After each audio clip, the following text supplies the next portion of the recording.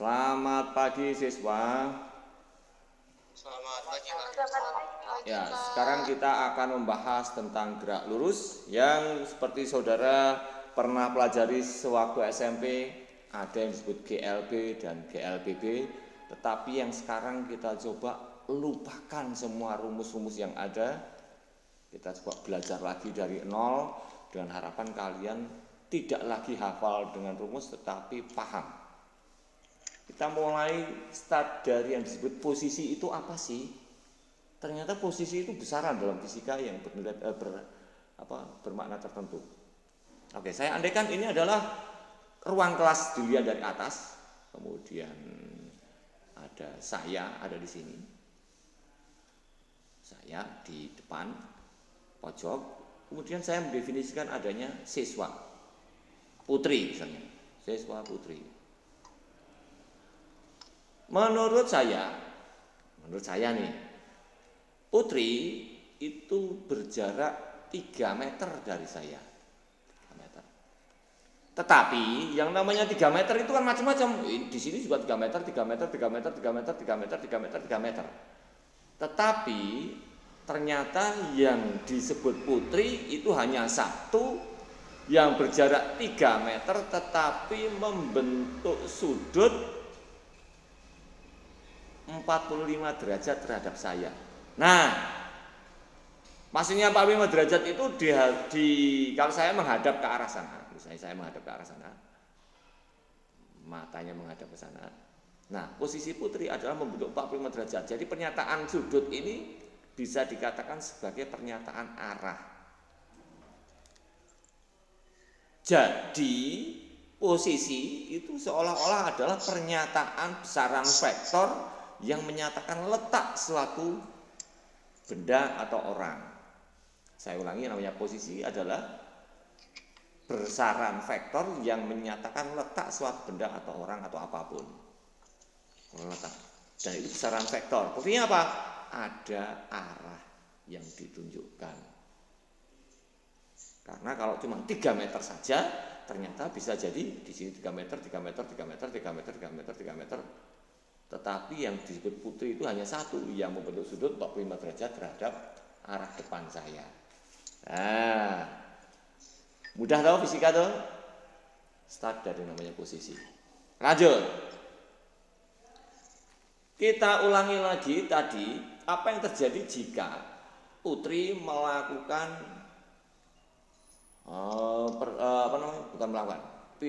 putri berjalan-jalan supaya bahasanya enak. Saya ulangi, ini saya, kemudian putri awalnya di sini. Nah, sekarang kita nyatakan posisi putri awal saya sebut saja menjadi P0. Karena dia besaran vektor, maka saya kasih tanda anak panah di atas P, posisi awal. Kemudian kita andaikan putri jalan-jalan, karena dia termasuk siswi yang suka mengganggu temennya. Ini siswa autis. Nah, akhirnya di situ. Kemudian ini posisi akhirnya. Posisi akhir sehingga bahasa vektornya bisa saya tuliskan menjadi ini posisi akhir. P1, PA. Nah, PA. Berarti putri melakukan perpindahan dari posisi awal. Maaf, ganti warna. Dari posisi awal ke posisi akhir dengan vektor kayak gini. Nah, saya sebut saja ini vektornya disebut vektor S.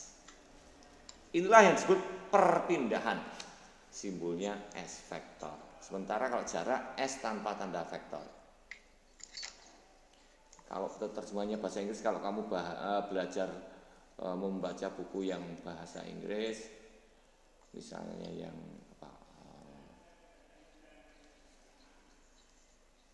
fisika dasar misalnya, maka perbedaannya adalah di sini.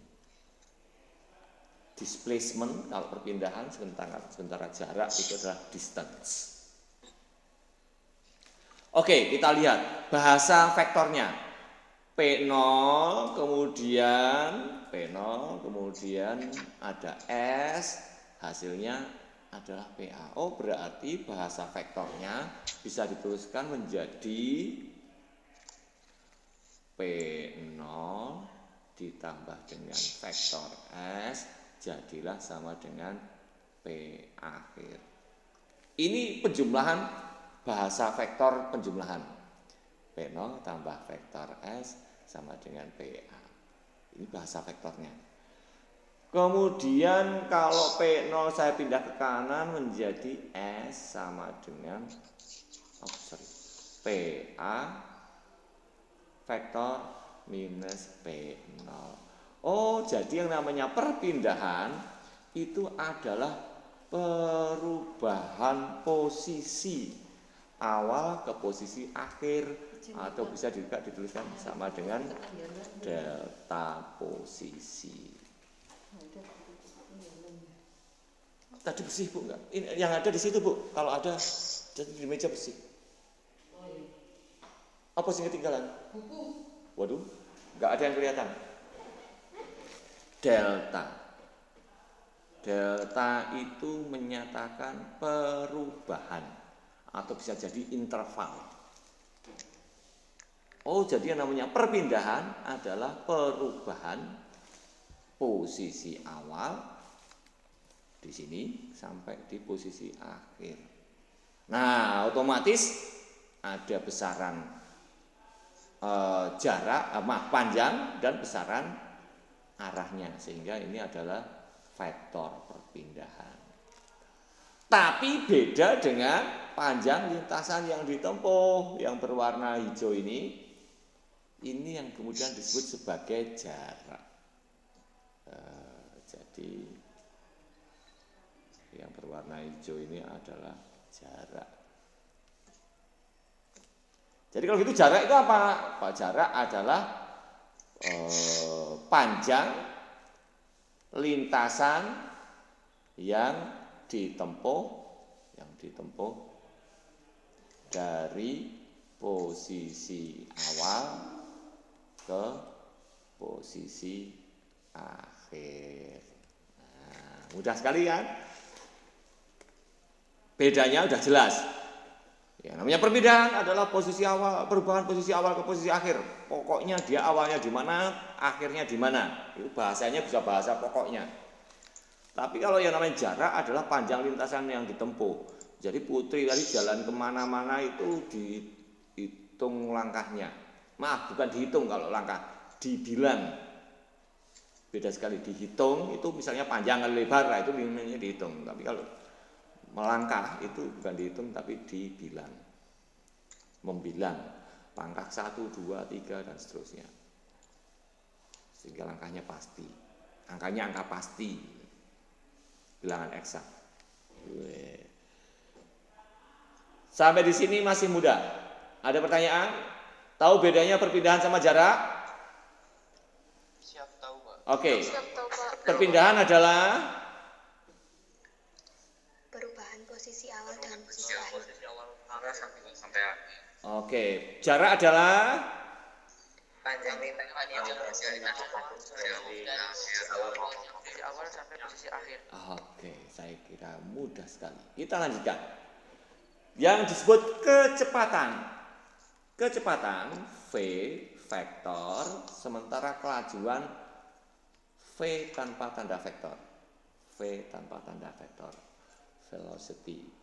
Kalau bahasa Inggrisnya velocity, kalau yang ini speed. Oops. Speed. Aduh. Kok hilang? Oh my god. Ini tadi apa? Kecepatan itu apa tadi bahasa Inggrisnya? Velocity. Kalau yang ini speed. Ya. Tadi mencet apa sih sampai hilang? Simbolnya V vektor, yang ini V tanpa tanda vektor. Oke, yang namanya kecepatan atau kelajuan adalah sama dengan apa? Kalau waktu kamu SMP apa? V sama dengan S kali T atau per T? Oke, saya ungkit lagi nih. Waktu kamu SMP pernah mempelajari tentang GLB bukan? Dan GLBB. Oke, kenapa disebut GLB?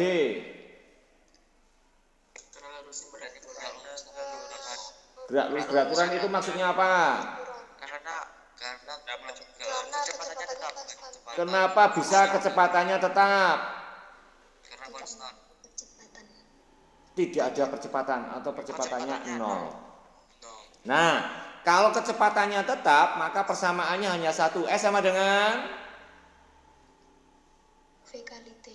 V kali T. Oh, berarti kalau S sama dengan V kali T, maka V sama dengan S per T.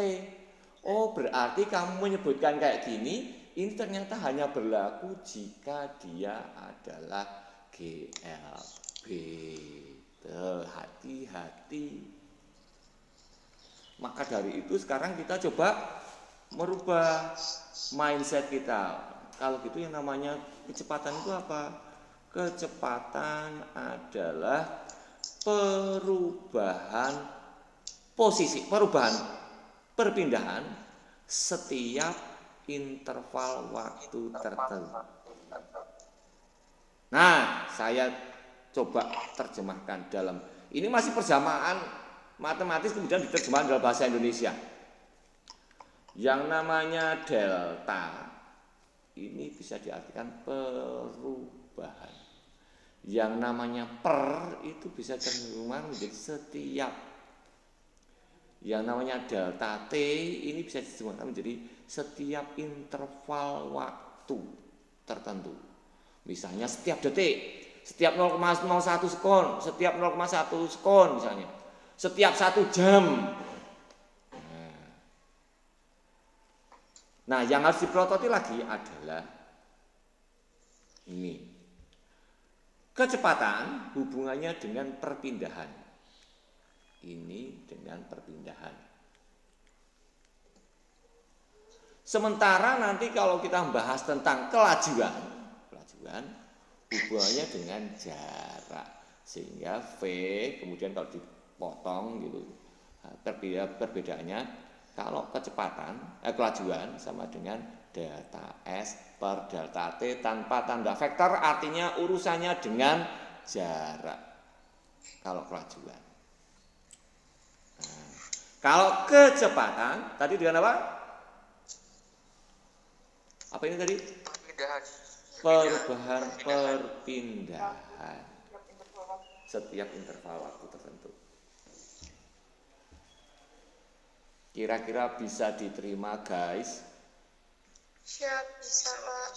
Oke, maka dari itu sejak awal saya katakan kalau perlu rumusnya dilupakan. Ternyata ada kesalahan konsep yang sangat mendasar. Oke, kita lihat. Kita andaikan contoh ada V, benda yang bergerak dengan kelajuan 5 meter per sekon. Artinya adalah setiap detik benda bergerak atau berpindah tergantung yang disebutkan itu perpindahan atau jarak adalah kecepatan atau kelajuan sejauh 5 meter. Jadi ini namanya paham. Oh, 5 meter per sekon itu artinya apa sih? Oh, dia setiap detik bergerak atau berpindah sejauh 5 meter. Nah, kita ambil contoh langsung yang agak ekstrim. Saya yakin ini anak-anak cerdas semua, maka saya buatkan langsung contoh terapannya yang butuh logika, tapi kalau perlu nggak usah pakai rumus. Saya andaikan ada 2 buah mobil, yang ini kecepatannya 4 meter per sekon. Oke, yang ini 6 meter per sekon. Terpaut jarak 100 meter. Pertanyaannya adalah tentukan kapan dan di mana kedua mobil ini bertabrakan. Karena ini kita sedang melakukan uji coba kelayakan mobil. Kapan dan di mana tabrakan. Oke. Nah, caranya gimana? Hajarnya adalah kayak tadi kita mendefinisikan setiap detik ngapain. Oke, kita lihat. Apa yang terjadi dengan setiap detiknya yang mobil kiri?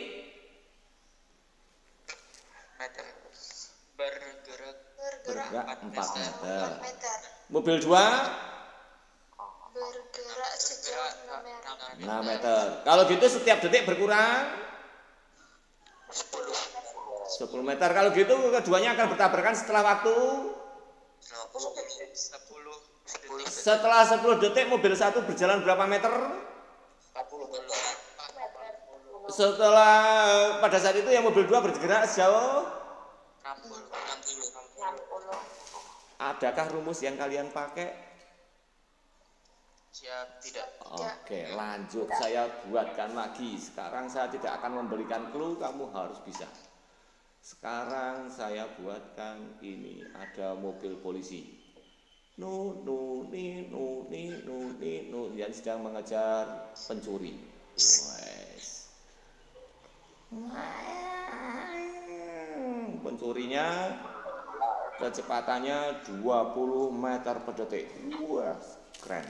Si polisinya ini agak nyantai, 15 meter per detik, ya mula-mula terpaut 100 meter.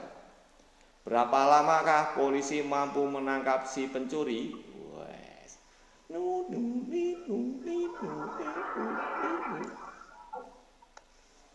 Berapa lama pencuri dapat tertangkap oleh polisi? Tidak akan. Hah? Tidak. Mana ada polisi yang tidak bisa menangkap pencuri? Wahnya itu Pak, kalau soal penangkapan mobil tidak bisa Pak. Kenapa? Tambah Pak kecepatannya Pak. Harus tambah dari kecepatan. Kecepatannya lebih cepat pencuri. Wah. Aduh. Jangan ketawa, ini salah ketik nih tadi. Ini tadi nulisnya 25, kamu aja yang salah baca. Oke, tentukan kapan dan di mana pencuri berhasil menangkap pencuri. 5 detik.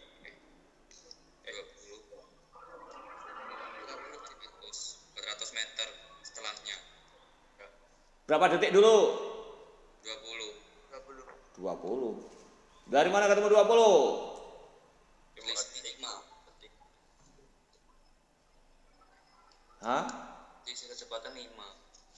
Oke, berarti si A, sebentar saya akan tuangkan. Si polisi setiap detik jalan 5 meter. 25 meter. Ini 20, sehingga selalu berkurang 5 meter. 5 meter setiap detik. Sehingga butuh waktu 20 detik. Selama 20 detik itu polisi berada di mana? 400. Hah? Polisi.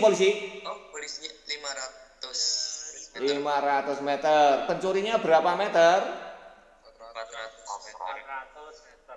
Loh, berarti posisinya beda dong, 400 meter dan 500 meter. 500. Siapa yang 500? 400 tambah 100. Oh, ada posisi awalnya si pencuri. Oke. Mudah sekali kan? Lanjut, bikin lagi. Sekarang naskah. Saya andaikan lintasannya berupa lintasan melingkar. Supaya bahasa fisikanya enak. Ini start posisi di sini. Posisi start. Kemudian ini posisi finish. Jangan dibandingkan dengan yang beneran karena posisi start dan finish di satu tempat. Tapi kita andaikan kita beda sekarang. Namanya juga fisika. Oke. Mobil 1. Oh, entar mobil 2 Saya pindah, jangan di situ. Di sini. Terpaut sejauh 100 meter. 100 meter. Satu putaran sama dengan keliling sama dengan 100 kilometer. 1000 meter. Oke. Satu keliling. Diandaikan kecepatannya di sini, kelajuannya maaf 10 meter per sekon, yang ini 15 meter per sekon. Oke.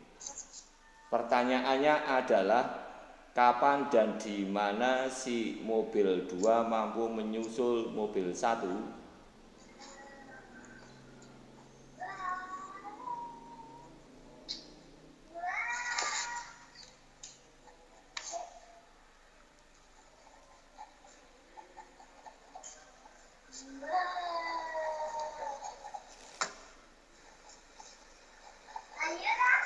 meter, 300 meter setelah 300 menurut 300 meter setelahnya. 300 meter menurut siapa? Menurut yang di belakang yang dua. Oke. Ya.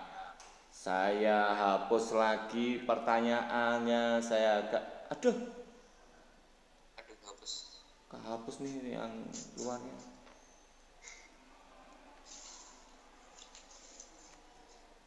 Aduh, membuatnya lingkaran susah. Oke, saya andaikan tidak pakai berapa kecepatannya, tetapi justru itu yang saya tanyakan, yaitu jika menempuh, maaf ini saya ganti lagi pertanyaannya. Diketahui jari-jarinya adalah jari-jari lintasan 100 meter. Enggak pakai ini. Pertanyaan saya ganti.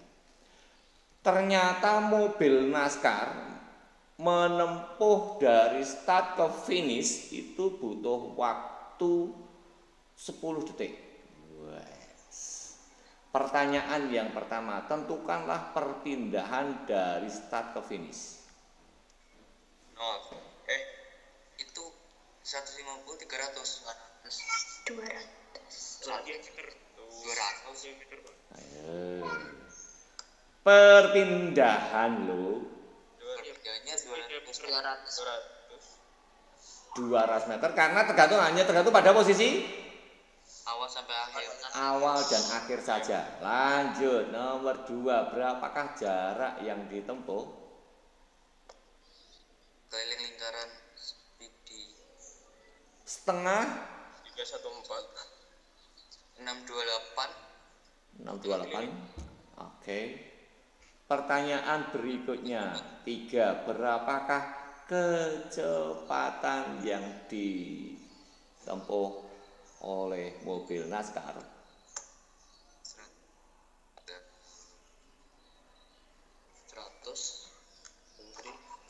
20. Perpindahannya tadi berapa? 200. 200 meter. Butuh waktu 10 detik. 10 detik. Berarti kecepatannya 20. 20. Lanjut yang keempat, berapakah kelajuannya? 1,57.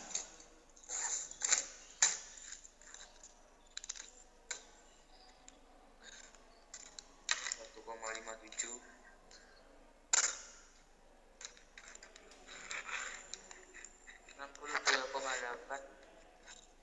Oke, ada lagi yang lain? Jaraknya tadi berapa jaraknya?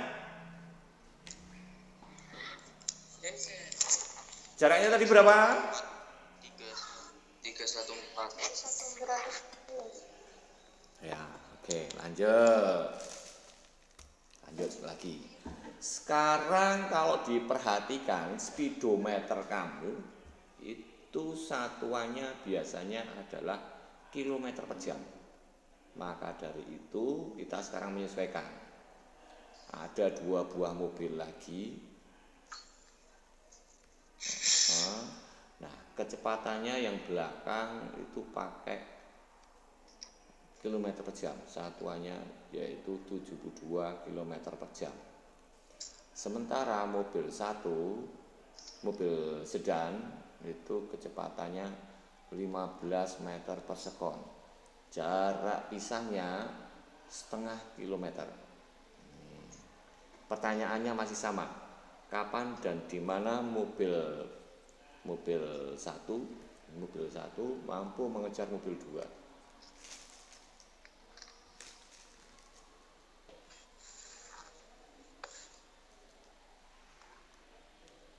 1 kilometer sama meter. Berarti dikonversi dulu, Pak. Wah ya jelas. Semuanya itu begitu lihat kalau satuannya macam-macam ya harus diseragamkan.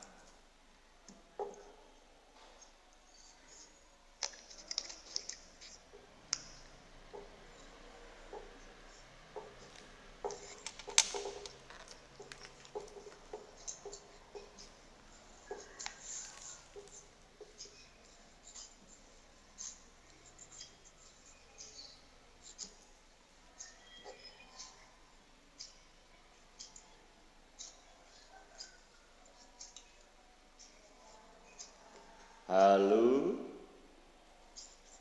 bagaimana guys?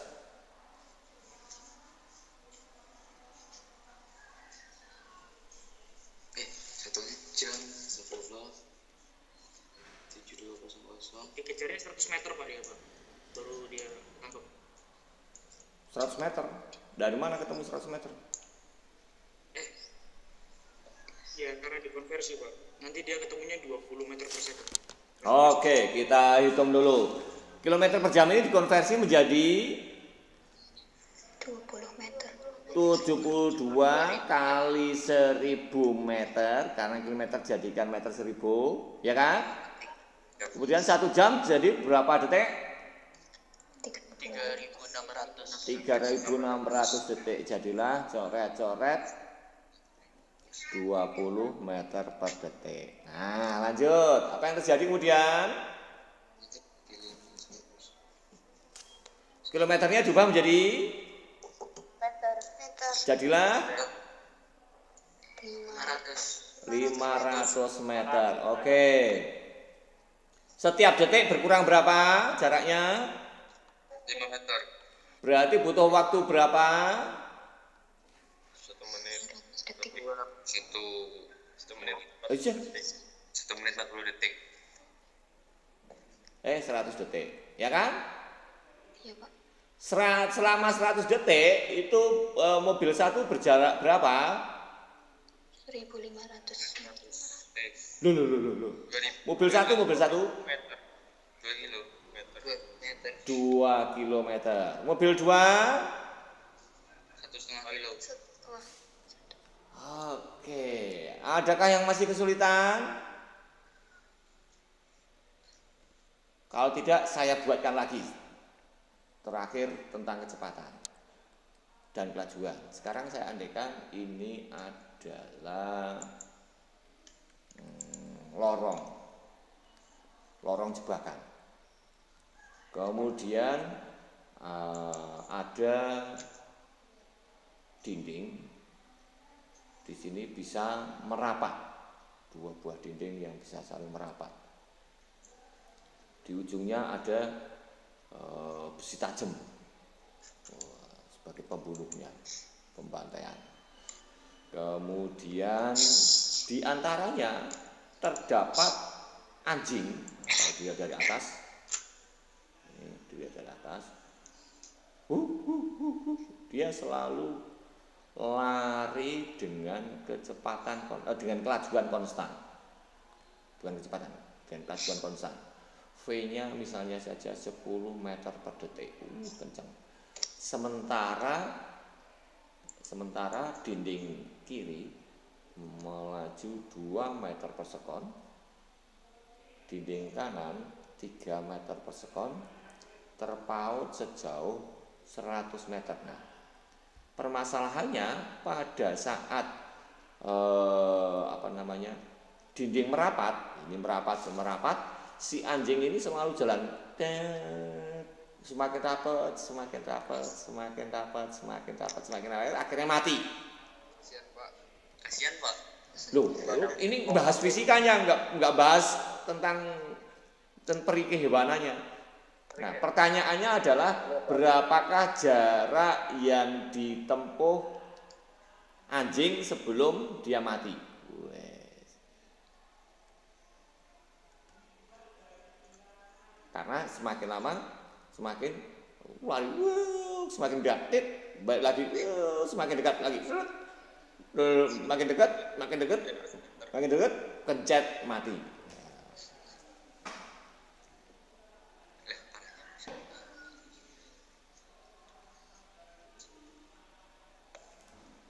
Ya, silakan. 200 meter.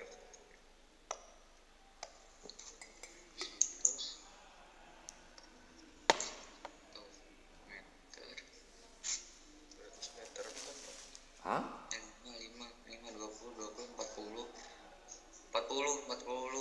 40. Ada yang berpendapat 40 meter. Oke, ada lagi pendapat lain? Ayo, ada yang punya pendapat lain, silahkan.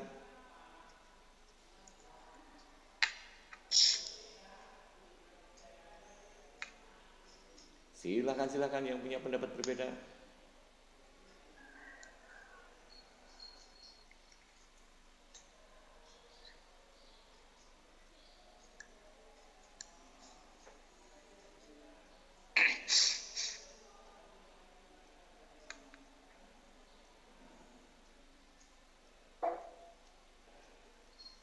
Bagaimana nih, kesulitan kah?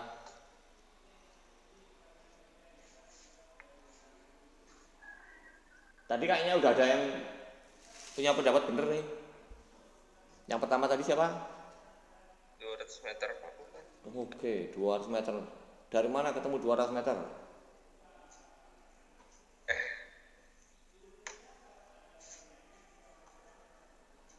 Jarak antar geriginya 100 meter Pak. Ya. Oh iya.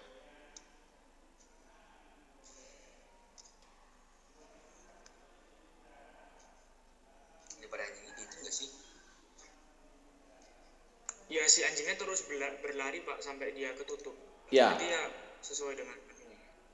Ya, jadi bagaimana caranya berpikir? Yang paling mudah adalah kamu tentukan dulu berapakah umur anjing, kemudian tinggal berapa detik, kan gitu kan? Loh, orang fisika itu bisa meramalkan apa yang terjadi kayak gini nih. Oh, umur anjing cuma sekian detik. Dari mana? Kita lihat. Kapan? Dari punya dia menutup Pak. Ya. Kan cuma 20 detik. Oke. Dari mana ketemu 20 detik? Ya berdasarkan 100 bagi 5. Dari mana ketemu ada 5 dibagi 5? Jadi karena kurangnya matanya satu arah dia mendekat arah. Oke. Ini 2 meter per yang detik, tiap ini 3 meter tiap detik, sehingga setiap detik berkurang 5 meter, sehingga butuh waktu 20 detik. 20 detik. Selama 20 detik itu berarti sama dengan umur anjing. Kalau gitu anjingnya menempuh jarak 200 meter per second. great. Keren. Oke, mantap. Ternyata cara berpikirnya kayak gitu.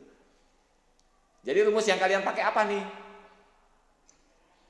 Ngitung umur anjing. Enggak ada. Oke, lanjut. Sekarang kita membahas tentang percepatan. Apa itu percepatan? Oh, sebentar. Ini percepatan dan perlajuan ini mestinya. Percepatan dan perlajuan. Oke. Tadi kita sudah membahas tentang perpindahan S vektor jadilah kecepatan, jadilah kecepatan V vektor. Nah, selanjutnya setelah kecepatan yang disebut percepatan. A vektor. A vektor apa? Sama dengan besarnya perubahan kecepatan yang terjadi setiap interval waktu tertentu. Nah, ini mudah kan? Contoh, saya ambil contoh supaya lebih mudah. Misalnya saja ada benda yang dijatuhkan. Benda yang dijatuhkan memiliki percepatan A sama dengan 10 meter per sekon kuadrat. Artinya apa sih? Artinya, artinya 10 meter per sekon kuadrat itu adalah aslinya kan yang namanya A sama dengan delta V per delta T. Berarti satuannya juga akan menjadi sama dengan meter per detik setiap detik. Artinya lagi setiap detik kelajuannya bertambah 10 meter per sekon. Nah, sekarang yang bertambah itu kelajuan atau kecepatannya.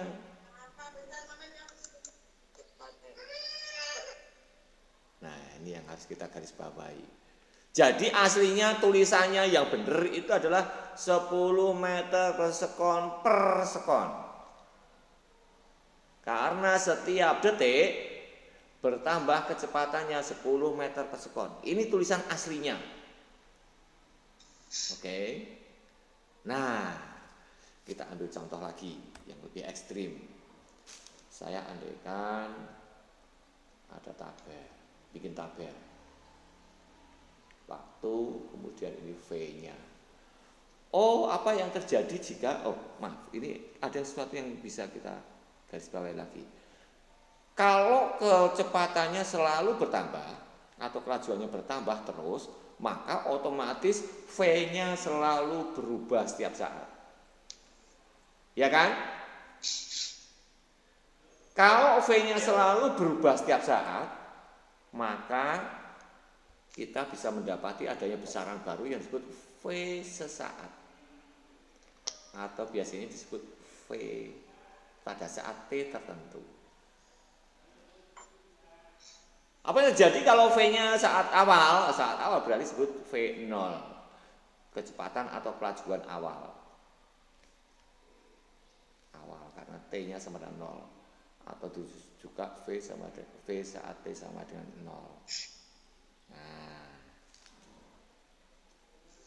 oke, kita andaikan contohnya ada sebuah benda yang bergerak dengan data sebagai berikut. V-nya ini sudah ada. T0 itu artinya apa? T0. Pada waktu ke 0. Pada waktu ke 0 itu maksudnya apa? Pada waktu Awal. Waktu awal. Definisi awal itu apa? Apakah awal terbentuknya alam semesta? Mulai. Mula-mula. dia masih diam. Bukan. T0 itu awal mulai stopwatch dijalankan. Timernya. Ini kan ngomongin timernya, ya kan? Iya, Pak. Kemudian kalau kita bikin grafik, di sini waktu, di sini kecepatannya. Sambil kita mencoba menerjemahkan kayak tadi. Yang dimaksud dengan interval itu yang mana sih? Kalau saya andaikan ini satuannya sekon, ini satuannya meter per sekon. Maka kita lihat, ini setiap interval waktunya adalah 1 detik, ya kan? Masing-masing interval waktunya sama, 1 detik setiap 1 detik. Apa yang terjadi? Selalu saja ternyata mengalami penambahan kecepatan sebesar 10 meter per sekon. Ya. Kemudian kita bikin tabel lagi deh supaya lebih paham lagi. 1, 2, 3, 4, 5 dan seterusnya. Ini 0. Kemudian kecepatannya kita bikin juga tabelnya ke atas. Ini 10, 20, 30, 40, 50, 60, 70 satuannya meter per sekon. Yang ini satuannya sekon. Nah, kita bikin grafik supaya lebih paham. datanya ini. Oke, kita lihat. Pada mula-mula 0 itu ternyata sudah ada kecepatannya di sini. Atau dari sini sampai sini. Pada detik ke-1 40. Detik kedua 50. Detik ketiga 60.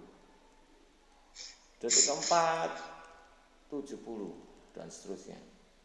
Nah, kalau gitu bisa dikatakan V saat yang kita sebut saja V pada suatu saat tertentu. V saat T sama dengan 4 sekon atau V sesaat, V pada saat tertentu. Nah, permasalahannya ternyata sekarang sudah kita dapat grafiknya ternyata bentuk garis lurus. Nah, bisa diterima guys. Ternyata grafiknya kayak gitu. Terus apa yang terjadi dengan ini tadi apa? Saat T-nya sama dengan 0, berarti ini disebut sebagai V awal atau V0-nya segitu. Yang ini tadi disebut V sesaat, yaitu V saat 4 sekon atau V sesaat, VT. Nah, kemudian lagi, kalau kita bandingkan, misalnya saja ada benda satu yang kecepatannya konstan. Jadi kalau kecepatannya konstan 0, 1, 2, 3, 4, 5, lalu 20, 20, 20, 20, 20, berarti tidak ada delta V-nya. Artinya seolah-olah benda tersebut hanya kayak gini terus. Sehingga dia grafiknya lurus. Gitu.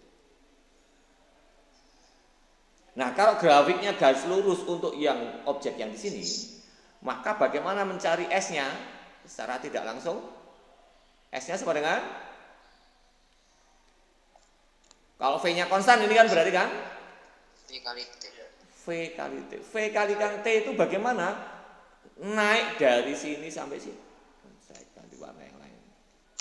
Naik dari sini ke sini, ini kan V. Kemudian dari sini, ini kan T. Oh, berarti S itu sama dengan luas grafik. S sama dengan luas grafik. Ya, ini kan GLB, Pak. Oh, ini harus bersifat umum. Oh, berarti apa yang terjadi jika grafiknya miring sekarang? Kalau grafiknya miring, dia bagaimana mencari S-nya? Ini tetap sama dengan luas. Bentuknya apa? Trapesium. Oh, kalau gitu ya sama dengan luas trapesium. Trapesium itu persamaannya apa? Setengah kali A plus B itu apa? Jumlah sisi sejajar. Jumlah sisi sejajar. Sisi sejajarnya siapa dengan siapa? V0 dan VT. Oke. Dikalikan sisi tegaknya? Waktu. Per 2. Sudah ada 2 per 2-nya. Setengah kali jumlah sisi sejajar kali waktu. Oh, ternyata dari situ malah sudah langsung ketemu persamaan nih. Berarti S sama dengan setengah V0 plus VT kalikan T per 2. Setengah V0 plus itu. Loh, kok tiba-tiba sudah habis waktunya? Oke, secara tidak langsung kita sudah dapat persamaan. Ini kita sebut sebagai persamaan 1. Oh, tadi ada lagi persamaan. Dari yang ini, A, itu sebenarnya delta V per delta T. Yang namanya delta, itu berarti sama dengan VT minus V0 per T minus T0. Kalau saya andaikan T0-nya sama dengan 0, maka disebut VT minus V0 T. Oh, berarti besarnya VT sama dengan V0 plus A kalikan T. Seret. Ini persamaan ke 0. Ini persamaan 1. Oke, persamaannya kita sudah dapat. Maka untuk selanjutnya kita bisa merumuskan untuk persamaan-persamaan yang lain kalau dibutuhkan. Maaf, waktunya ternyata sudah habis. Maka kita bisa lanjutkan minggu depan. Terima kasih, sampai jumpa. Sampai jumpa, Pak. Terima kasih, Pak. Terima kasih, Pak. Ya. Terima kasih, Pak.